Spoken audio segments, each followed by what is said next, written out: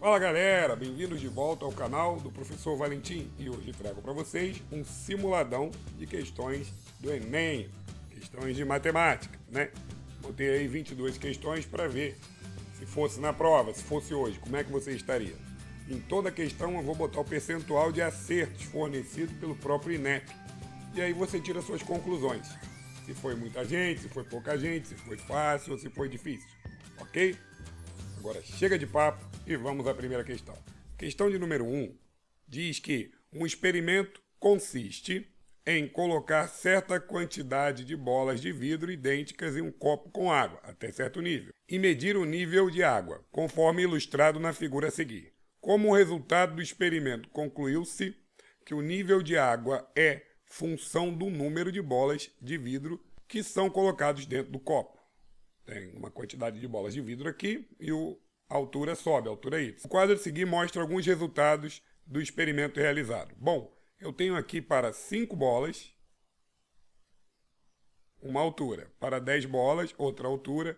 Para 15 bolas, outra altura. Bom, você pode imaginar isso aqui de várias formas, né? Por exemplo, para 5 bolas é 6,35. Para 10 bolas é 6,70. O que acontece? O que você pode imaginar?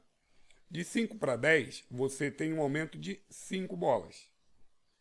E de 6,35 para 6,7, você tem um aumento de 0,35 bolas. Ou seja, você tem um aumento de 0,35 dividido para uma quantidade de 10 menos 5. Ou seja, 0,35 sobre 5. 0,07. Ou seja, cada bola acrescenta 0,07. Só que, se você parar para pensar, 5 vezes 0,07 é 0,35. Ou seja, 6 era o inicial. Portanto, você já tinha 6 mais 5 vezes 0,07, que dava 6 mais 0,35, que daria 6,35. Isso nos leva a crer que a altura y ela depende de uma quantia fixa 6, uma altura fixa 6, e o que? 0,07 vezes x, que é a letra E. Espero que tenha sido fácil. Essa aqui, por exemplo, 18% das pessoas que fizeram Enem em 2009 acertaram essa questão. Agora, o que você pode fazer em questões de função, que eu sugiro muito e super recomendo, é usar os valores nas alternativas. Por exemplo, a letra A diz que y é igual a 30 vezes x. Vamos conferir. Y é igual a 30 vezes o valor de x é o valor de entrada, 5. 150. Não deu 150, deveria dar 6,35. Então a letra A não pode. Beleza? Então assim você vai fazendo. Olha a letra C, por exemplo. A letra C diz que y é igual a 1,27 vezes x. Vamos usar o x igual a 10. Y igual a 1,27 vezes 10. 12,7. Teria que dar 6,7. Usando as alternativas, você faz muito mais rápido. Vamos para a próxima questão. Bom, a tabela mostra alguns dados de emissão de dióxido de carbono de uma fábrica em função do número de toneladas produzidas. Então, tem aqui a produção em toneladas e tem aqui emissão de dióxido de carbono em partes por milhão, ppm. O que acontece? Quando produz 1,1, emite 2,14 partes por milhão. E quando produz 2 toneladas, emite 4. Olha o que ele quer. Os dados da tabela indicam que a taxa média de variação entre a emissão de dióxido de carbono em ppm e a produção em toneladas é... Vou usar tudo, desde o início até o final, né? Vou pegar, por exemplo, 4 menos 2,14 e vou dividir por 2 menos 1,1, que vai dar exatamente o quê? 1,86 dividido por 0,9. Tem que dar aproximadamente 2. Superior a 1,5 e inferior a 2,8. Por que eu fiz assim? 2 vezes 9, 18, né? 2 vezes 0,9, 1,8. Não é o valor exato? Não, mas é aproximadamente, dava para entender aqui, que está acima de 1,5 e abaixo de 2,8. Ok? Muito bem, vamos à próxima questão. A população brasileira sabe, pelo menos intuitivamente, que a probabilidade de acertar 6 dezenas na Mega Sena não é zero, mas é perto disso. Mesmo assim, milhões de pessoas são atraídas por essa loteria, especialmente quando o prêmio se acumula em valores altíssimos. Até junho de 2009, cada aposta de 6 dezenas, pertencentes ao conjunto de 1 a 60, custava R$ 1,50. Considere que a pessoa decida apostar exatamente R$ 126 e que esteja mais interessada em acertar apenas 5 das 6 dezenas na Mega Sena, justamente pela dificuldade dessa última. Nesse caso, é melhor que essa pessoa faça 84 apostas de 6 dezenas diferentes que não tenha 5 números em comum, do que uma única aposta com 9 dezenas.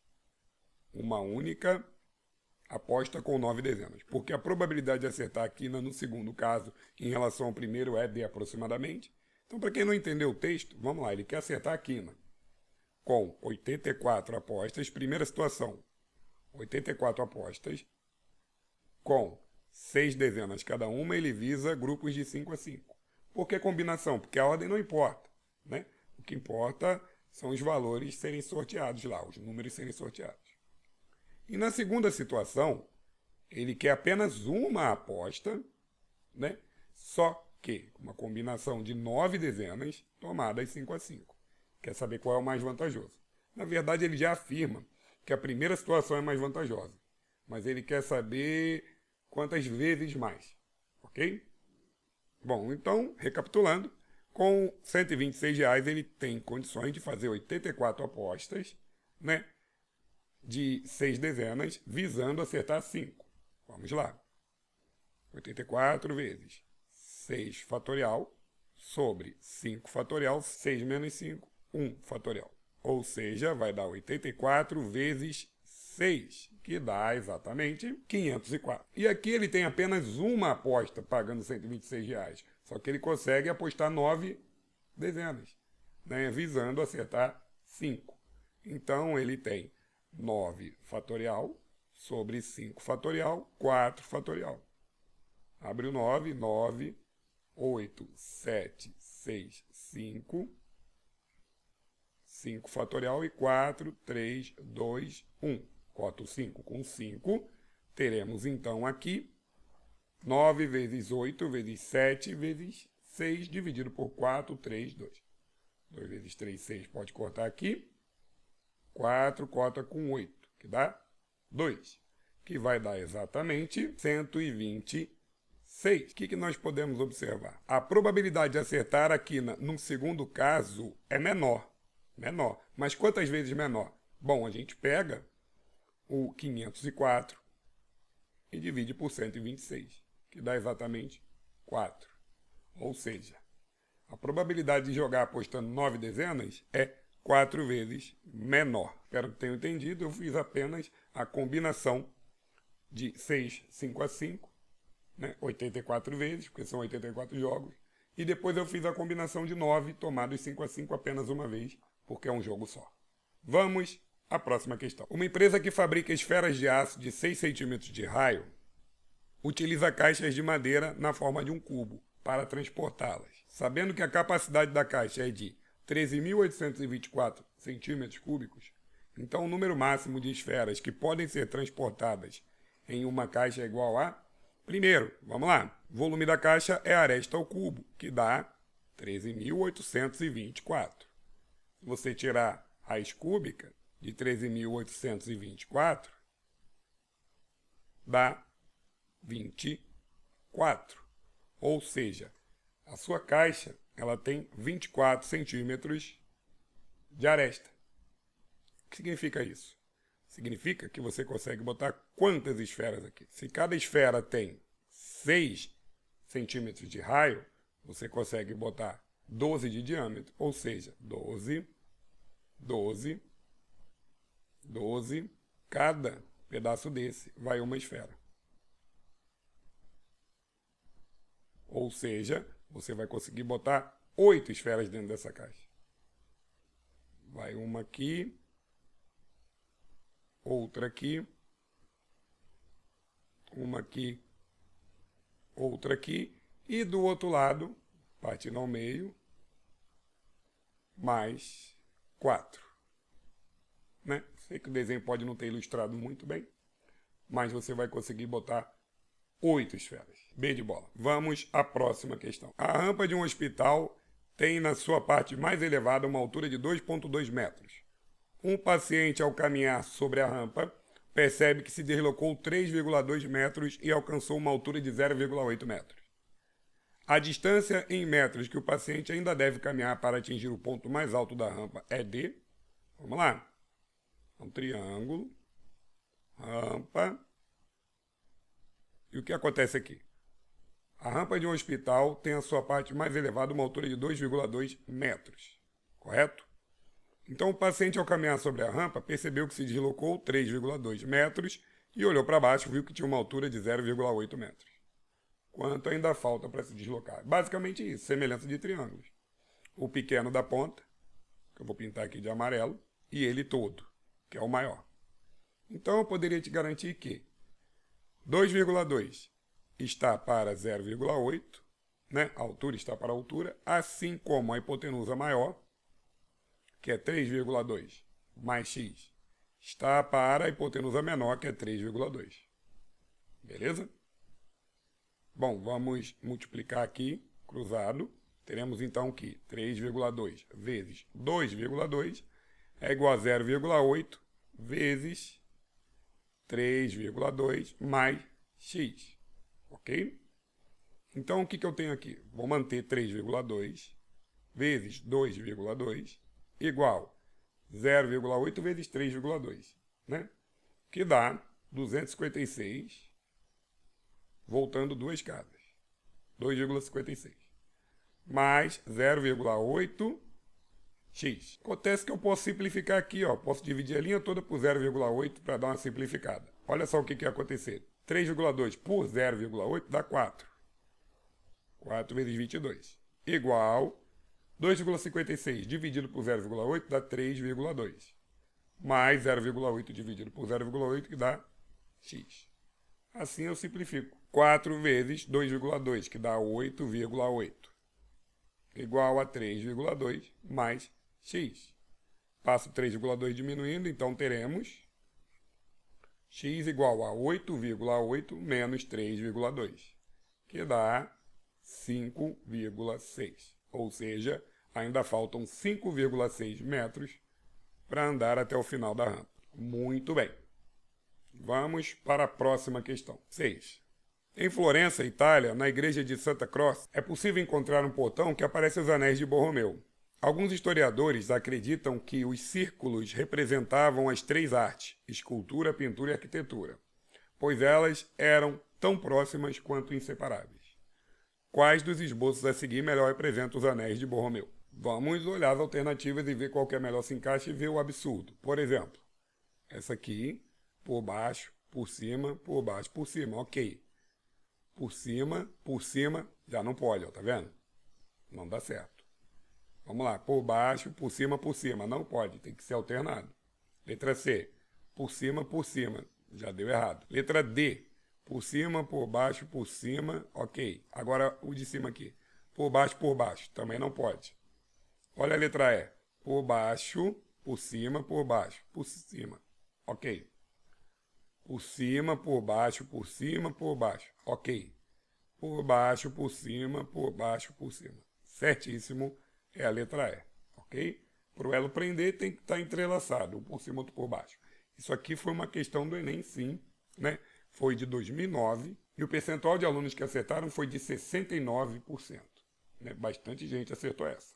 Questão 7, também de 2009.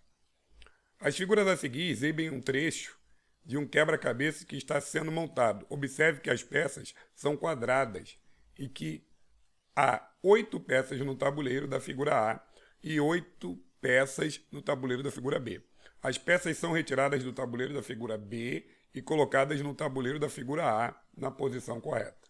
Isso é, de modo a completar os desenhos. Peça 1 e peça 2, por exemplo. É possível preencher corretamente os espaços indicados pela seta no tabuleiro da figura A, colocando qual peça, A1 ou A2, em que posição, né? Vamos entender. Bom, e se eu girasse essa peça 2 em sentido anti-horário? Quer ver? Aqui, ó. Vou girar 90 graus em sentido anti-horário, ou seja, para cá. Vamos encaixá-la aqui. Muito bem. Vê se não ficou perfeito. Então, qual seria a melhor resposta? Figura 2, 90 graus em sentido anti-horário. Letra C. Muito bem, espero que tenham entendido da melhor forma possível. Isso aí é o que você tem que fazer, essa virada que eu fiz, dentro da sua mente, né? E essa questão, por um acaso, 52% das pessoas que fizeram a prova acertaram, né? Não é tanto, se você parar para pensar. Questão de número 8. Vamos lá. A siderúrgica Metal Nobre produz diversos objetos maciços utilizando o ferro. Um tipo especial de peça feita nessa companhia tem o formato de um paralelepípedo retangular, de acordo com as dimensões indicadas na figura que segue: 2.5, 0.5 e 1.3. O produto dessas três dimensões indicadas na peça resultaria na medida de grandeza. Bom, gente, essa questão aqui é realmente o que você está pensando. Se eu multiplicar comprimento vezes largura vezes altura, o que você vai ter? Você vai ter o volume. É isso. Letra B de bola. O Enem ele tem muito dessas questões chave para saber, né, se você está chutando tudo ou se você realmente está lendo a prova e fazendo. Você tem que ir muito atrás dessas questões, ok? Vamos à próxima questão. Questão de número 9. Uma fábrica produz barras de chocolate no formato de paralelepípedos e de cubos, com o mesmo volume. As arestas da barra de chocolate, no formato de paralelepípedo, medem 3 cm de largura, 18 cm de comprimento e 4 cm de espessura. Analisando as características das figuras geométricas descritas, a medida das arestas dos chocolates que tem um formato de cubo é igual a... Bom, gente, se tem a mesma quantidade de chocolate, eu posso garantir para você que o volume do cubo é igual ao volume do paralelepípedo. O volume do cubo é a aresta ao cubo. E o volume do paralelepípedo é comprimento vezes largura vezes altura. Vamos botar 3 vezes 18 vezes 4. Que são esses valores aqui. Muito bem. Então, a aresta ao cubo é igual a 3 vezes 18 vezes 4, que dá 216, que se eu tirar a raiz cúbica de 216, dá 6 centímetros. Letra B de bola. Ok? Muito bem. Vamos à próxima questão. 10ª questão. Um porta-lápis de madeira foi construído no formato cúbico, seguindo o modelo ilustrado a seguir. O cubo de dentro é vazio. A aresta do cubo maior mede 12 centímetros. E a do cubo menor, que é interno, mede 8 centímetros. O volume de madeira utilizado na confecção desse projeto foi D, é exatamente o que você está pensando. É um cubo, né? E você vai lá e cava outro cubo ali dentro. Essa questão aqui a gente até imagina coisas mais difíceis, mas não é. Ele basicamente pega um cubo de aresta 12 e diminui de um cubo de aresta 8. Né? O que poderia te fazer errar aqui, a percepção é o seguinte: essa aresta aqui não está na base, ou seja, senão a altura não seria 8, seria 12. Isso é o que pode fazer você errar. Beleza? Então, quer dizer que embaixo não é vazado, ele tem aqui uma quantidade de madeira também na base. É 8, significa que não vai até o fundo. É isso que eu estou tentando dizer. Então é isso aí, volume de madeira usado é 12 ao cubo, menos 8 ao cubo, que dá 1.728 menos 512, que é 1.216 centímetros cúbicos. Letra D de dado. Ok? Muito bem. Vamos à próxima questão. Questão de número 11. Vamos lá. Uma metalúrgica recebeu uma encomenda para fabricar em grande quantidade uma peça com o formato de um prisma reto com base triangular, cujas dimensões da base são 6, 8 e 10, e cuja altura é 10 centímetros, como desenhado na figura, com essa altura aqui de 10 centímetros. Muito bem. Tal peça deve ser vazada de tal maneira que a perfuração na forma de um cilindro circular reto seja tangente às suas faces laterais, conforme mostra a figura. Faz um buraco aqui no meio. O raio da perfuração da peça é igual a... Bom, para fazer essa figura aqui, o que eu posso fazer é o seguinte. Vamos lá. posso construir algo desse tipo aqui para vocês, ó. Né? O que é isso? Isso aqui é a própria figura, vista de cima. O que eu vou fazer? Eu vou pegar e vou separar em 3 triângulos menores. Ok? Separando em 3 triângulos menores, você vai ter 3 áreas diferentes. Que a área é base vezes altura dividido por 2. E qual vai ser a altura? Bom, a altura vai ser o raio, que é perpendicular ao ponto de tangência. Ou seja, raio para cá e raio para cá. O que eu quero que você entenda é que eu dividi em 3 triângulos justamente para calcular a área dos 3, que é base vezes altura dividido por 2. E se eu somar essas 3 áreas, vai ter que dar a área do triângulo todo. Quais são os valores? Vamos lá. 6, 8 e 10. 6, 8 e 10. E outra, como é que eu sei que é perpendicular? Ou seja, triângulo retângulo. Porque 6, 8 e 10, gente, é um triângulo pitagórico. A base é 3, 4, 5. E o dobro é 6, 8 e 10. A hipotenusa é 10. Se você fizer 6 ao quadrado mais 8 ao quadrado, vai dar a mesma coisa que 10 ao quadrado. Né? Olha só, 100 igual a 100. Ou seja, é um triângulo retângulo. Com isso, o que nós temos? Temos que, nesse primeiro triângulo, base é 6, altura é R, dividido por 2. Mas, nesse outro triângulo, a base é 8. A altura desse triângulo é R, dividido por 2. Mas no terceiro, a base é 10 e a altura é R. Base vezes altura sobre 2. Tem que dar a área total do triângulo, cuja base é 6, a altura é 8, dividido por 2. Daqui vai sair a resposta, então eu vou continuar aqui, que eu tenho mais espaço. 6R sobre 2 dá 3R, mais 8R sobre 2, 4R, mais 10R sobre 2, 5R. Tem que dar 24. 12R igual a 24. R só pode ser 2 centímetros, letra B de bola. Muito bem. Espero que tenham entendido essa parte. Eu vou até pintá-los de cores distintas. O primeiro triângulo que eu me refiro é o amarelo. O outro é o azul. Você quer olhar para esse triângulo aqui, que a base é 10, a altura é R. E o outro é o verde, que a base é 6, a altura é R. Então, entendam como 3 triângulos, cuja soma dessas 3 áreas tem que dar a área do triângulo todo. Ok? Vamos à próxima questão. Essa questão aqui é bacana. Ronaldo é um garoto que adora brincar com números. Numa dessas brincadeiras, empilhou caixas numeradas de acordo com a sequência, conforme mostra o esquema a seguir. 1, 1, 2, 1, 1, 2, 3, 2, 1, 1, 2, 3, 4, 3, 2, 1. Ele percebeu que a soma dos números em cada linha tinha uma propriedade e que, por meio dessa propriedade, era possível prever a soma de qualquer linha posterior às já construídas. A partir dessa propriedade, qual será a soma da 9ª linha da sequência? Bom, gente, o seguinte. Se ele fala que a propriedade é na soma, some 1. 1 mais 2 mais 1 vai dar 4. 1 mais 2 mais 3 mais 2 mais 1 vai dar 9. 1 mais 2 mais 3 mais 4 mais 3 mais 2 mais 1 vai dar 16. Então, já deu para observar a propriedade. Primeira linha é 1, segunda linha é 4, quarta linha é 16, enésima linha, n ao quadrado. Ou seja, se ele quer 9ª linha da sequência, ele quer 9 ao quadrado, que vai dar 81.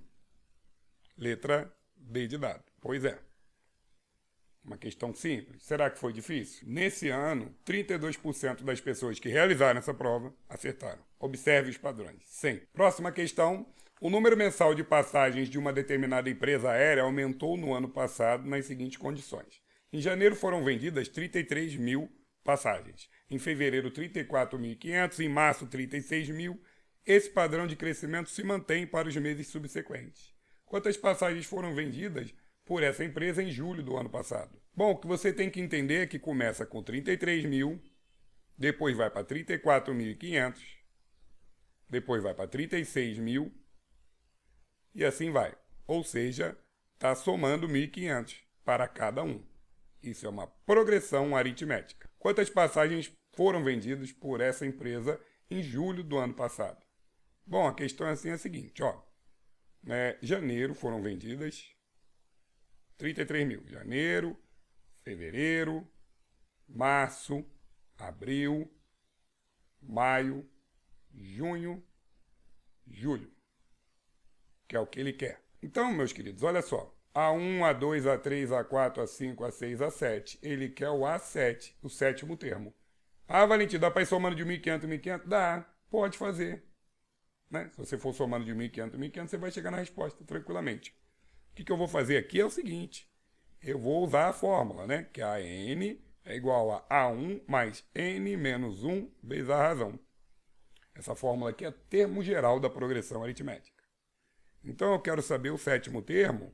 Vai ter que ser o A1 mais 7 menos 1, 6, vezes a razão. Substituindo os valores, A7 igual ao primeiro, que é 33 mil, mais 6 vezes 1.500. Ok? Que dá 9 mil.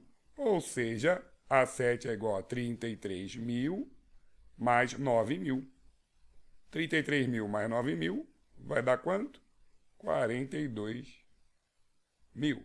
Que é a resposta, a letra D de dado. Mas se você fosse somando também, ia chegar facilmente.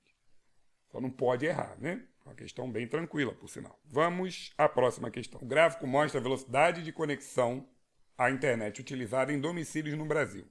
Esses dados são resultado de mais recente pesquisa de 2009, realizada pelo Comitê Gestor de Internet, CGI. Escolhendo-se aleatoriamente o domicílio pesquisado, qual a chance de haver banda larga de conexão em pelo menos 1 megabyte por segundo neste domicílio?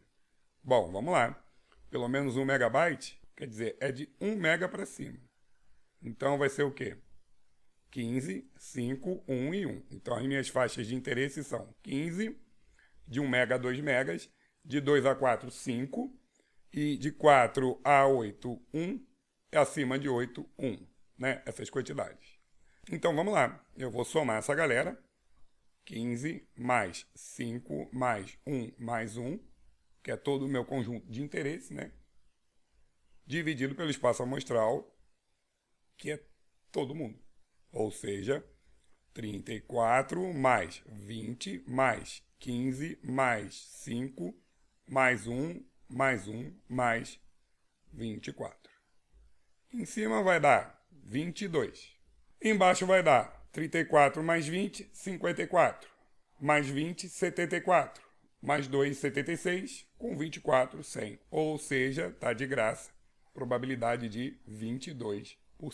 Ou seja, 0,22. Ok? Espero que tenham entendido. Aqui a palavra-chave foi pelo menos 1 mega nesse domicílio, ou seja, de 1 mega para cima. Vamos à próxima questão. Essa aqui é clássica, né? Em 2011, caiu essa questão. A figura seguinte mostra um modelo de sombrinha muito usado em países orientais, né? O modelo da sombrinha. Esta figura é a representação de uma superfície de revolução chamada de pirâmide, semisfera, cilindro, tronco de cone e cone. O que gerou muita dificuldade aqui talvez tenha sido a palavra superfície de revolução. Pegou uma figura, girou e aí tornou o quê? Qual tipo de sólido? Realmente, gente, não tem dificuldade, é cone mesmo. Só que é aquele tipo de questão que está tão evidente que você acha que é uma pegadinha e acaba marcando outra coisa por insegurança. Então, se isso acontecer com você na prova do Enem, acredite naquilo que você sabe. Possivelmente é a resposta. Para você não se arrepender depois e falar, poxa, eu tinha marcado aquela. Só por curiosidade, essa questão em 2011, de todos os alunos que fizeram, 50% acertaram. Esses são dados do próprio INEP, né? 50% dos alunos, ou seja, metade acertou, metade errou. Vamos à próxima questão. Essa aqui é uma questão apenas de conversão. Vamos lá. Um mecânico de uma equipe de corrida necessita que as seguintes medidas realizadas em um carro sejam obtidas em metro. A distância entre os eixos dianteiro e traseiro. né? 2.300 milímetros. E a altura entre o solo e o encosto do piloto, 160 centímetros. Eu tenho que passar ambos para metros, e é só isso. A e B. Para lembrar vocês, eu vou botar aqui, ó, metro, decímetro, centímetro, milímetro, decâmetro, hectômetro, quilômetro. Ok? Então, para a direita, a vírgula anda para a direita e voltando, a vírgula volta para a esquerda. Quando o número não tem vírgula, está no final. Vamos lá. De milímetro para metro, eu volto 1, 2, 3 casas. Ou seja, 1, 2, 3 casas. 2,3 metros. De centímetro para metro, você volta 1, 2 casas. Ou seja, volta 1, 2 casas, você vai ter 1,6 metros. Resposta, 2,3 e 1,6. Letra B de bola. Nesse ano, 59% das pessoas acertaram essa questão. Ou seja, mais do que a do guarda-chuva oriental. Beleza? Questão de número 17. Jogar baralho é uma atividade que estimula o raciocínio. Um jogo tradicional é a paciência, que utiliza 52 cartas. Inicialmente, são formadas 7 colunas com as cartas. A primeira coluna tem uma carta. A segunda tem 2 cartas. A terceira tem 3. A quarta tem 4. E assim sucessivamente até a 7ª coluna, a qual tem 7 cartas. E o que sobra forma um monte, que são as cartas não utilizadas nas colunas. A quantidade de cartas que forma no monte é D. Bom, gente, a questão bem simples. Você tem um total de 52 cartas e vai diminuir o quê? 1 na primeira, 2 na segunda, 3 na terceira, 4 na quarta, 5 na quinta, 6 na sexta e 7 na 7ª. Ou seja, você vai ter 52 menos 3, 6, 10, 15, 21, 28 cartas. E vai dar 24. Ou seja, o monte vai ser constituído de 24 cartas. Beleza? 18ª questão. Texto grande, né? Te assusta um pouco, mas vamos dar uma olhada. As curvas de oferta e de demanda de um produto representam respectivamente as quantidades que vendedores e consumidores estão dispostos a comercializar em função do preço do produto. Em alguns casos, essas curvas podem ser representadas por retas. Suponha que as quantidades de oferta e de demanda de um produto sejam, respectivamente, QO e QD, em que QO é a quantidade de oferta e QD é a quantidade de demanda, e P o preço do produto.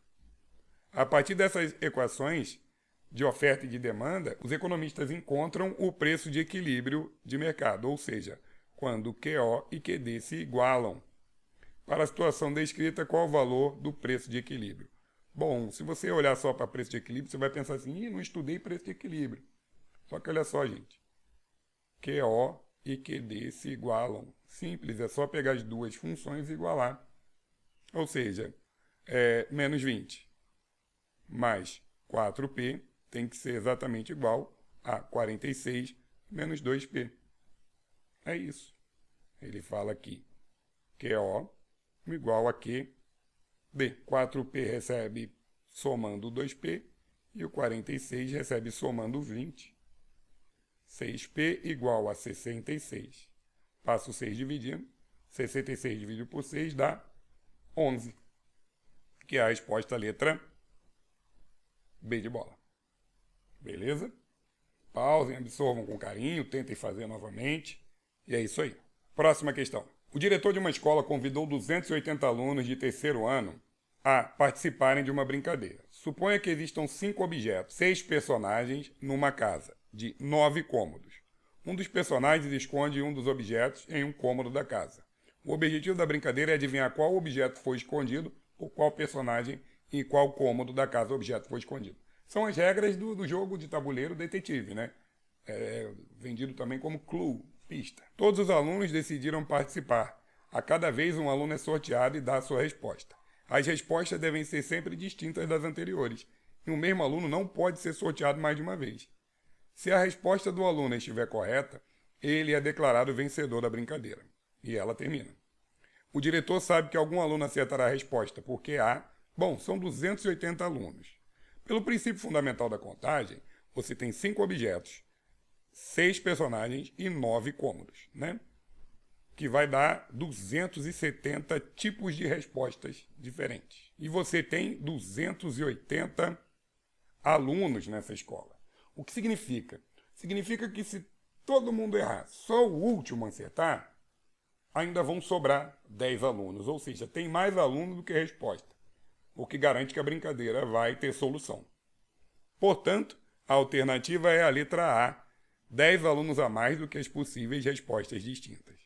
Você tem 280 alunos e 270 possibilidades de resposta. Vamos seguir. Vamos à 20ª questão. Alguns objetos, durante a sua fabricação, necessitam passar por um processo de resfriamento. Para que isso ocorra, uma fábrica utiliza um tanque de resfriamento, como mostrado na figura. 40 por 30 por 25. E tem 5 centímetros aqui, né, que ele está abaixo do nível máximo do tanque. O que aconteceria com o nível da água se colocássemos no tanque um objeto cujo volume fosse de 2.400 centímetros cúbicos? Fazer da seguinte maneira. Eu tenho 40, eu tenho 30 e eu vou chamar de X o nível da água que vai subir. Ou seja, 40 vezes 30 vezes X, que é o nível da água que vai subir, tem que dar 2.400 centímetros cúbicos. Passo 40 vezes 30 dividindo. 2.400 dividido por 40 vezes 30, por um acaso, dá 1.200. 2.400 dividido por 1.200 dá 2. Significa que vai subir 2 centímetros. Né? Só que eu já tenho até aqui 20 centímetros, né? Porque tem que dar 25 tudo. 20 centímetros subindo 2. E aí? O nível subiria 2 centímetros, fazendo a água ficar com 22 centímetros de altura.